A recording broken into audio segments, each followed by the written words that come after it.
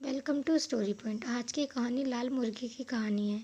एक खेत में छोटी लाल मुर्गी रहा करती थी। वे बहुत मेहनती थी। उसके घर के पास ही एक कुत्ता, एक बिल्ली और एक बत्तख रहते थे। ये तीनों आलसी थे। इसके बाद भी चारों में अच्छी दोस्ती थी।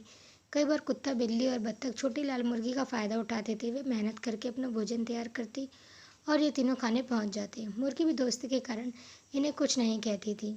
एक दिन की बात है। छोटी लाल मुर्गी खेत में घूम रही थी कि उसे मिट्टी में पड़े गेहूं के कुछ बीज दिखाई पड़े, जिसे देखकर वे सोचने लगी, क्यों ना मैं इन बीजों को खेत में बो दूं। जब फसल होगी तो मैं गेहूं पिसवा लूंगी और उसकी रोटी बनाकर मज़े से खाऊंगी। उसे आशा थी कि उसके दोस्त इस काम में उसकी सहायता अवश्य करेंगे। उसने गेहूं के दाने उठा लिए और सबसे पहले कुत्ते के पास पहुंची।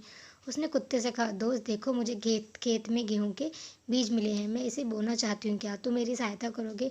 कुत्ता उस समय आराम कर रहा था। उसने जवाब दिया, नहीं, यह मेरे सोने का समय है और मुझे ज़ोरों से नींद आ रही है।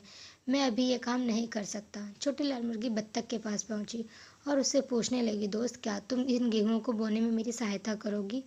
बत्तख बोली, नहीं, देखो कितनी धूप है, मैं झुलस जाऊंगी। माफ़ करना, मैं तुम्हारी सहायता नहीं कर सकती।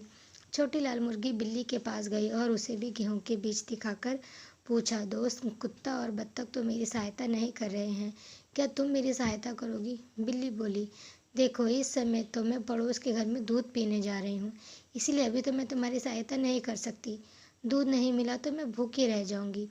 दुखी होकर छोटी लाल मुर्गी बोली, कोई बात नहीं, मैं खुद ही जाकर खेत में इन बीजों को बो देती हूँ। वह खेत में गई और कड़ी धूप में दिन भर मेहनत कर शाम तक उसने सारे बीज बो दिए। समय बीता और खेत में गेहूं की फसल लहलाने लगी, जिसे देख छोटी लाल मुर्गी बहुत खुश हुई और दौड़कर सबसे पहले कुत्ते के पास पहुंची। उसने कुत्ते से पूछा, दोस्त, खेत में फसल लहला रही है, क्या तुम फसल काटने में मेरी मदद करोगे? नहीं, ये काम नहीं कर पाऊंगा, मेरी तबीयत ज़रा ठीक नहीं है। कुत्ते ने कन्नी काट ली।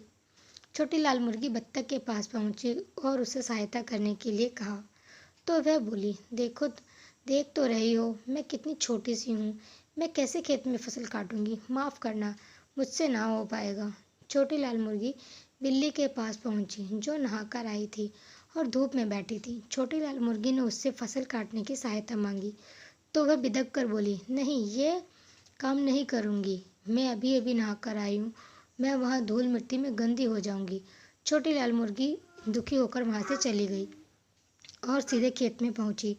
वहाँ उसने अकेले ही फसल की कटाई की। अगले दिन उसने सोचा कि क्यों न इन गेहूं को पिसवा लूं, आटा रोटी बनाने में काम आएगा।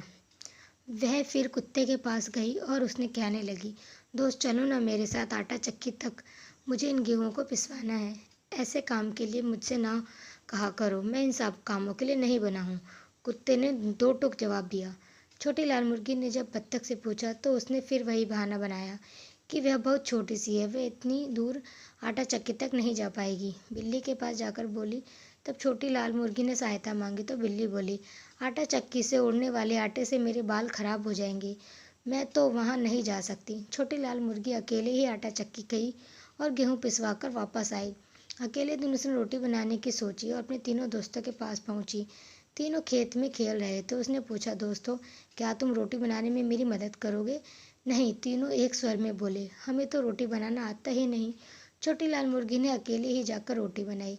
जब गर्मा गर्म रोटियां तैयार हो गईं तो वह कुत्ता, बत्तख और बिल्ली के पास पहुंची और उन्हें रोटियां दिखाते हुए बोली, अब बताओ कि रोटियां कौन कौन खाएगा? हम तीनों एक साथ बोले। नहीं, मुर्गी बोली, इन रोटियों के लिए सारी मेहनत मैंने की है, इसीलिए मैं ही सारी रोटियां खाऊंगी। और मज़े से रोटियां खाने लगी। कुत्ता, बत्तख और बिल्ली ने कोई मेहनत नहीं की थी, इसीलिए वह सब छोटी लाल मुर्गी का मुंह देखते रह गए। मोरल ऑफ द स्टोरी, मेहनत से कभी भी जी नहीं चुराना चाहिए। Thank you. Please subscribe my channel and hit the bell icon.